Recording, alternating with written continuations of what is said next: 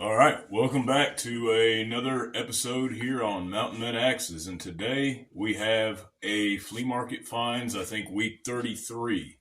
Now, if you guys also follow Buck and Billy Ray, which, the axe community is pretty small and tight-knit, I'd say a lot of you guys do, but if you're seeing this video and you don't, then he recently went to a local hardware store and picked up a Garant axe, and these are based out of Quebec, Canada, according to him.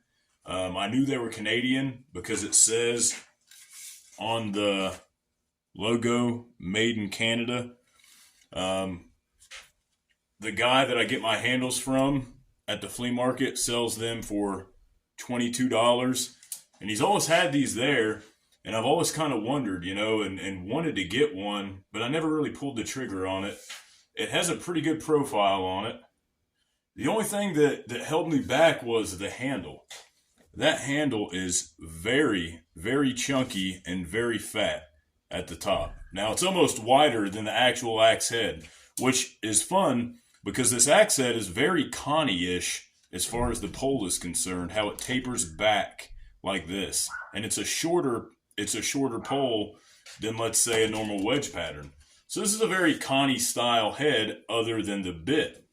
Now the bit I went ahead and sharpened, but let's say, like Buckin said, he was going to do maybe a possible collaboration with Garant in the future. I think what I'm going to do with this axe is I'm going to make this a Buck and Billy Ray special before he makes it the Buck and Billy Ray special. So what that means is this is a wedge-shaped profile, and as a small splitter, what he would normally do, or what most people would normally do, would be to round these corners right here, and instead of this being just a square wedge, taper this in, taper this in, taper this in, and this in, and make it bulbous here. So make this the farthest point out, and then make these smaller points in. So if you were to put a straight edge on this